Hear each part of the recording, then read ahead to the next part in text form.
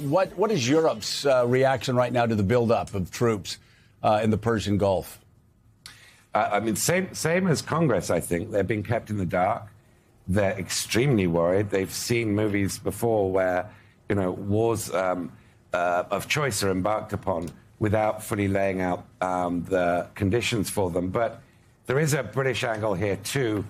Keir Starmer has denied Trump permission, apparently, although this hasn't been confirmed, to use Diego Garcia, the air base in the Indian Ocean, and to use an RAF base in the UK, because there is no the international legal case for war in Iran has not been made. And Trump, this explains why Trump went on a rant, a Truth Social rant 2 days ago, saying that Britain had sold itself down the river by leasing that Diego Garcia base, and that they should just take control of it, like sort of he wanted to do with Greenland.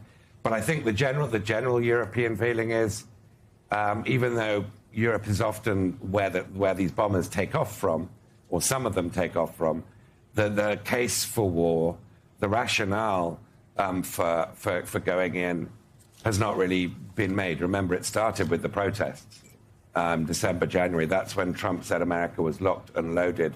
We're not hearing much about that rationale. We've sort of pivoted back to the uranium enrichment. So confusion, I think it would be the best description. All right, let's bring in right now for an exclusive interview the Foreign Minister of Affairs for Iran, Abbas Araghchi. Thank you so much, Mr. Foreign Minister, for being with us. I know you've been in talks over the past few days.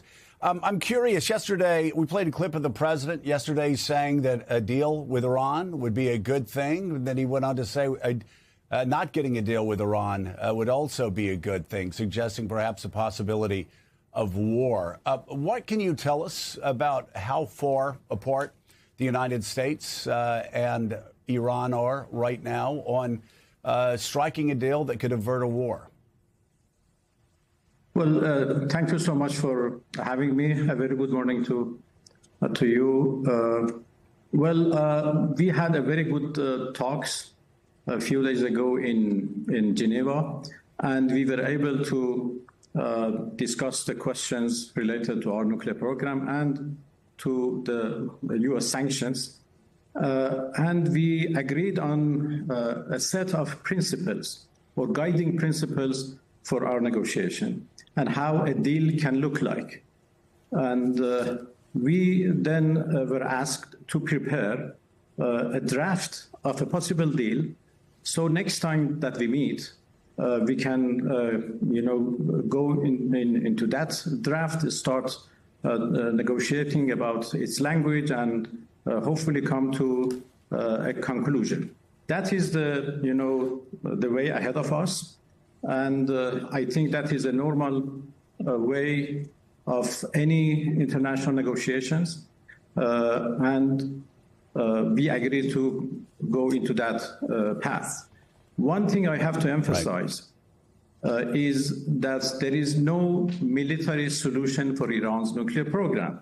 That has been tested last year, and there were a huge attack on our facilities, on our, they killed and assassinated our scientists, but they couldn't kill our nuclear program. Why? Because it is developed by ourselves, by our scientists. This is a technology developed by us, belongs to us.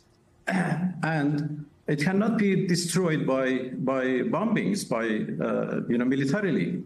The only solution is diplomacy. This is why the U.S. is back in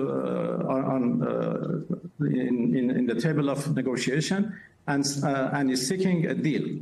And we are prepared for that. We are prepared for, war, and we are prepared for peace. We are prepared for diplomacy, and we are prepared for negotiation as much as we are prepared for war. And I think the last time it was proved that Iran is capable to defend itself in the best possible way. And after 12 days of war, our enemies had no way but to ask for an unconditional ceasefire. So that would be the case if they try it again. If they want a deal, if they want a solution for Iran's nuclear program, if they want to ensure that Iran's nuclear program is peaceful and would remain peaceful forever. The only solution is a diplomatic negotiation and coming to a diplomatic solution.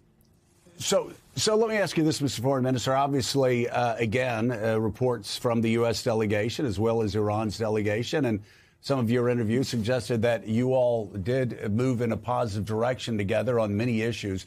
There is one issue that continues to be a sticking point. The United States is demanding a permanent suspension of your enrichment program. I know Iran, you offered 2 to 3 years, but the United States is demanding that Iran ceases enrichment permanently. Is there a possibility that Iran will ever get to that position, that maximalist position of permanent suspension of your enrichment programs? Well, I think the speculations that you just made are not true. We are now working with each other. Both of them. We have not offered any suspension, and the U.S. side has not asked for zero enrichment. The question is let me stop you there. Let me stop you there because I'm just that has been reported. So I just want for people that are watching the show that have read that, your position is that the United States didn't ask for a permanent suspension of enrichment. Is that what you're telling me? Yes. What we are now talking about is how to make sure that Iran's nuclear program, including enrichment, is peaceful and would remain peaceful forever. And in return, Iran, does some confidence-building measures to ensure that its program would remain peaceful. And in return, sanctions. What are those measures, Mr. Foreign Minister? What are those measures? What are some of the things that? Because obviously, that's the pressure that that the president may be feeling politically about making sure that the program always remains peaceful. That's been at the center of negotiations between the United States and Iran for well over a decade now. What are some measures that would guarantee that Iran's nuclear program always remain peaceful? Well, there are both technical commitments and political commitments and technical measures to be taken in order to make sure that this program is only for peaceful purposes. And we are now working on those technical questions. This is why Rafael Garussi, the Director General of the IAEA, was in the recent negotiations. He played a very constructive role by suggesting, technical proposals which can help this problem being resolved. So there are certainly technical measures which can be taken and can ensure that Iran's program cannot even be diverted to non-peaceful purposes. This is what we have already done in 2015, and I believe that we can do it again, even a better one.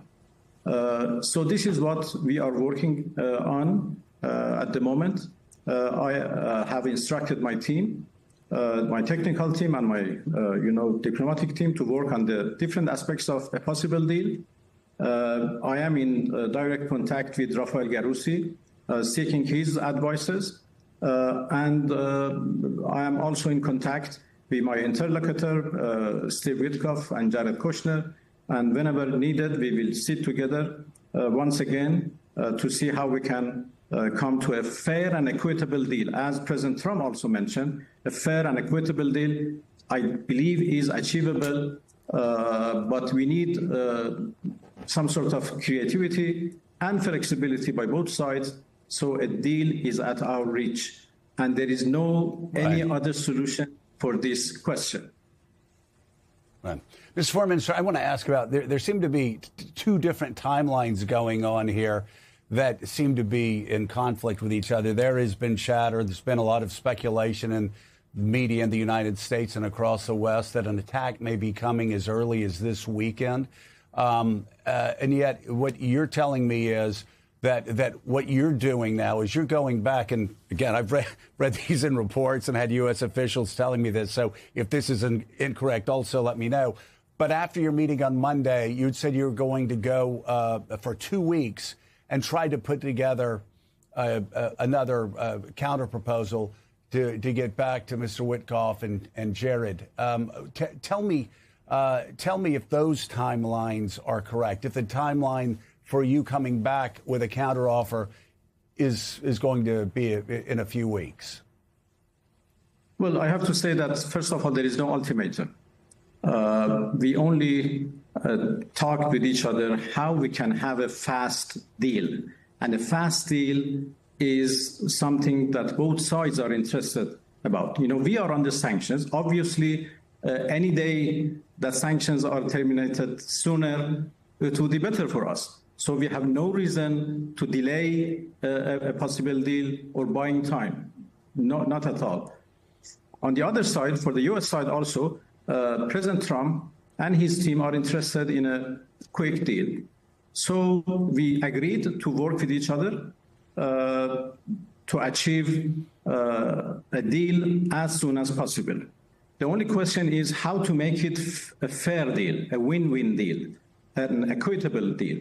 And that is the difficult part of that. Obviously, both sides have their own interests and concerns. And our job is to find a solution which accommodates both sides' interests and concerns. So we are doing our job. I hope that those who are seeking war and want to drag the United States into an unnecessary and disastrous war once again, I hope they won't prevail, and let us diplomats work with each other and find a diplomatic solution, which I believe is at our reach and can be achieved in a very short period of time. What is a win-win deal as you see it, and from your discussions with Witkoff and Kushner, and as they would see it? What do you think getting to a win-win deal that could avert war would look like to Iran and the United States? You know, a win-win deal is when U.S. is absolutely confident that Iran's nuclear program is peaceful and would remain peaceful, and for Iran, sanctions are lifted. I'm not, referring to military build-up around us, because that is absolutely unnecessary and unhelpful. A diplomatic solution is at our reach. We can easily achieve. And I have, I am been in this business in the past 20 years and negotiated with different parties. I know that a deal is achievable, but it should be fair and based on win-win solution. Military option would only complicate this, would only, bring about disastrous consequences, not only for us, perhaps for the whole region and for the whole international community, which is, fed up of different, escalations and wars in our region and beyond. Mr. Foreign Minister, the president early on, and David Ignatius mentioned this earlier in the program, the president early on had suggested that he was going to send the United States military to Iran if protesters were killed in the streets protesting against the Iranian government. Reports across the West and across the world suggest that as many as 30,000 Iranians have been killed while protesting against your government. I'm curious, did you all discuss the Iranians killed in those protests in your negotiations, or did it stay on the issues of enrichment? And what is the official number, according to the government of Iran, on how many protesters have been killed in the streets of Iran? Well, I have already explained what happened in my different interviews.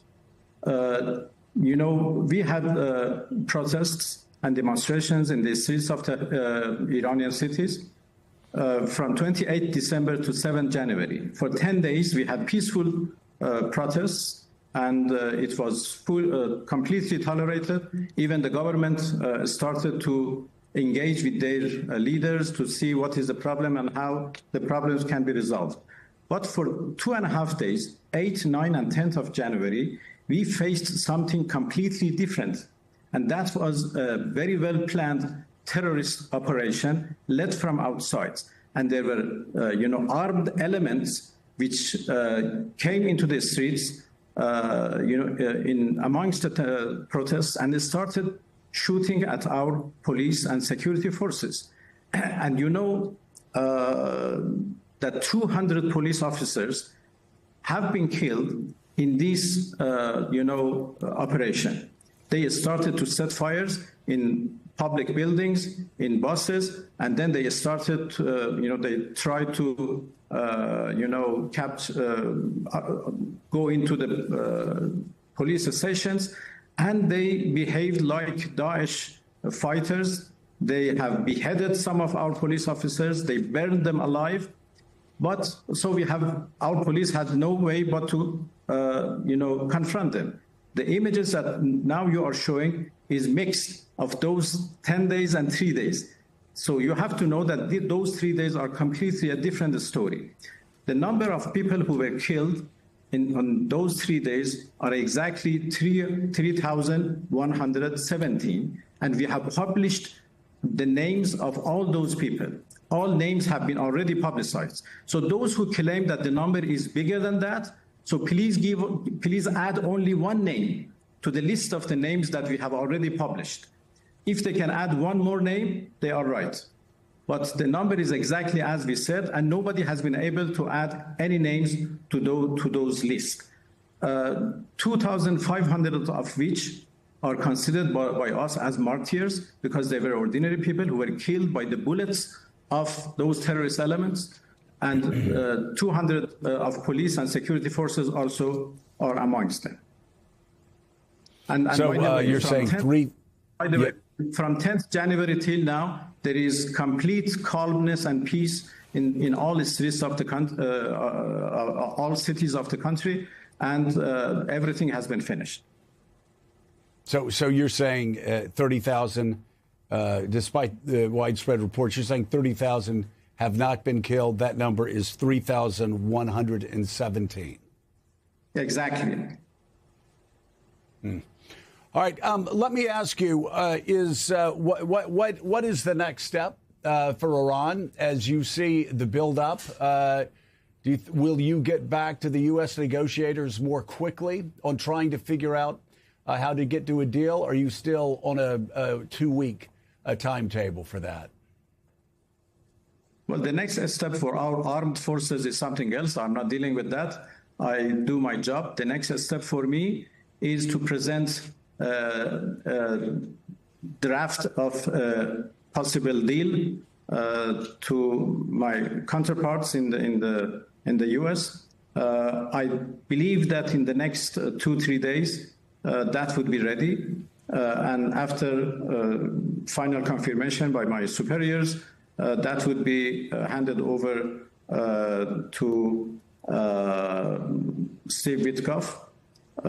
And perhaps we would be in need of another session to talk about that, and then start working on that draft to hopefully come to a good conclusion. That is, the roadmap in front of me, and I don't think it takes long. Perhaps in a matter of a week or so, we can start real serious negotiations on the text and come to a conclusion. Yeah. Obviously, since 1979, Iranians have chanted in the streets, "Death to America," burned the American flag, have considered the Americans to be their enemy. I'm curious, is it the position of the government of Iran right now that the United States is its enemy? Well, you are seeing what the United States is doing against us and the hostilities they are showing against us and the military buildup they have made around us. So what do you expect us to consider them? Obviously, that is hostility shown to us by the United States, and that has been since the beginning of but this has been going on since 1979, though. What you've been saying. So, and again, it's not a hostile question. I'm just asking for clarification because I've grown up as you have. I've grown up during this era. And as an American, that's what I'm heard. I'm curious, though, if we're in a position in 2026, if there is a negotiation here, if we move beyond the point where Iran considers the United States its enemy and leaders talk about death to America, are we possibly getting to a stage for the first time since 1979 where the two countries move beyond that? So let me explain. You know, in 1979, because of the revolution by the Iranian people, the U.S. lost its ally in the region, and that was Shah of Iran, who was at the service of American interests, and people saw him as a puppet in the hand of Americans. So that is why the revolution happened. You know, a dictator, corrupt family, you know, ruled the country, and they were supported by Americans because they served their interest in the Persian Gulf. Right. Americans failed to understand why the revolution happened in Iran, so they started hostility against that since day one. And this is why we are in this position. That the Iranian revolution was not against the United States at the beginning. It was against a corrupt family who governed Iran, ruled Iran in a dictatorial way. I understand the history in 1979. I understand the history pretty well since then. I'm just asking about where we are right now and where is it possible as we move forward in these negotiations for Iran to move to a position where they don't consider the United States their enemy? First of all, we don't consider the American states, the Americans as our enemy. We consider the American government's policies as hostile against Iran. And when those hostilities are stopped, then we can perhaps consider having a bit different kind of relations. This is why, my friend, what we did in 2015, we made a very good deal with then U.S. administration, together with 6 more countries. But unfortunately, it didn't turn into a good experience. Last year, in 2025, again we tried United States, the current administration. We engaged into negotiation, and then they attacked us right at the middle of talks, at the middle of negotiations. So, it is very unfortunate that we don't have any good experience of dealing with Americans, with American administrations. The moment that this perception is changed, the moment we can come to a good conclusion, a deal which is respected by the U.S. administration, which is respected by American people, and being implemented in good faith, I think things would start to change. So I believe that everything depends on the other side. President Trump often watches this show. He may not admit it, but he often watches this show, as do members of the Senate and the House. I'm curious, before you go, what would your message be to the president and to members of Congress? Well, the message is that previous U.S. administrations, even the current U.S. administration, have tried almost everything against us. A war, sanctions, snapback, everything. But none of them worked. If you talk with the Iranian people with the language of respect, we respond with the same language. But if they talk to us with the language of force, we would reciprocate with the same language. I think Iranians have proved to be very proud people. We only respond to the language of respect. And this is the way that they can talk to us and they would see the result. All right, Minister of Foreign Affairs for Iran, Abbas Araghchi, thank you so much for being with us. I hope to talk to you again soon. Thank you for having me. Thank you indeed.